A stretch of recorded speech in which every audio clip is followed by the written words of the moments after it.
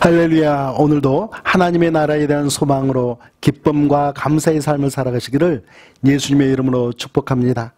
오늘 주신 하나님의 말씀은 마태복음 13장 44절 말씀부터 58절 말씀입니다. 오늘 말씀의 제목은 천국, 내가 소유할 가장 귀한 보화입니다. 우리 그리스도인의 가장 큰 보화는 천국입니다. 천국 시민권을 얻는 방법은 한 가지뿐입니다. 예수 그리스도를 나의 구세주로 영접하는 것이죠. 우리 44절 말씀부터 46절 말씀까지 함께 읽겠습니다. 천국은 마치 밭에 감추인 보화와 같으니 사람이 이를 발견한 후 숨겨두고 기뻐하며 돌아가서 자기의 소유를 다 팔아 그 밭을 사느니라. 또 천국은 마치 좋은 진주를 구하는 장사와 같으니 극히 값진 진주 하나를 발견하며 가서 자기의 소유를 다 팔아 그 진주를 사느니라. 밭에 감추인 보화와 좋은 진주를 발견한 사람은 자신들이 원하는 것을 얻기 위해서 무엇을 합니까? 자기의 소유를 모두 팔았습니다. 무슨 이야기입니까? 천국은 이 세상의 그 무엇보다도 더 소중하고 가치 있는 것이라는 의미입니다. 따라서 어떤 것을 희생한다고 하더라도 천국만큼은 우리들이 반드시 얻어야 하는 것이죠. 우리 49절과 50절 말씀을 함께 보겠습니다. 세상 끝에도 이러하리라. 천사들이 와서 의인 중에서 악인을 갈라내어 풀무불에 던져 넣으리니 거기서 울며 이를 갈리라. 세상 끝에 어떤 일들이 일어납니까? 하나님께서 천사들을 통해 의인 중에서 악인들을 갈라냅니다. 참된 그리스도인과 그렇지 않은 사람들 사이에 영원한 이별이 있게 되는 것이죠.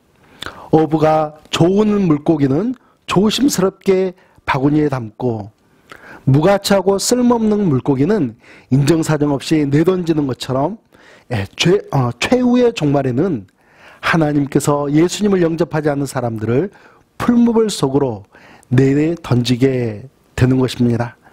우리 53절과 54절 말씀을 함께 보겠습니다.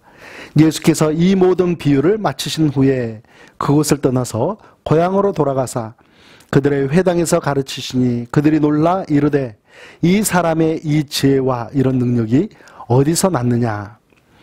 예수님께서 천국에 대한 7가지 비유를 마치신 후에 고향으로 돌아가십니다. 그리고 고향에 있는 회당에서 천국 복음을 가르치시죠. 고향 사람들이 어떻게 반응합니까? 그들은 놀랐습니다. 예수님의 지혜와 예수님의 능력에 놀라면서 예수님의 영적인 권위가 어디로부터 왔는지 서로 수군거리기 시작했습니다.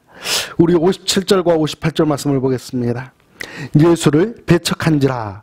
예수께서 그들에게 말씀하시되 선지자가 자기 고향과 자기 집 외에서는 존경을 받지 않음이 없느니라 하시고 그들이 믿지 않음으로 말미암아 거기서 많은 능력을 행하지 아니하시니라. 예수님의 고향 사람들은 예수님의 지혜와 능력에는 놀랐지만 예수님을 구세주로 영접하지 않고 오히려 배척했습니다. 불신한 것이죠. 불신은 무서운 죄입니다. 구원받지 못할 죄이죠. 그 이유가 어디 있다라고 가르쳐 줍니까? 예수님에 대한 선입견 때문이었다는 것이죠. 목수의 아들이었고 어머니는 마리아였고 예수님에게 최소 6남매가 있었던 것으로 보이는 예수님의 육체적인 일에 관한 그러한 선입견으로 인해서 자신들이 그토록 기다리고 있던 메시아를 알아보지 못하는 영적인 눈이 가려져 있었던 것입니다. 결국 그 사람들은 그 선입견으로 인해서 불신을 가지게 되었고 결국 하나님의 역사를 보지도 못하고 구원의 길도 걷지 못하게 된 것입니다.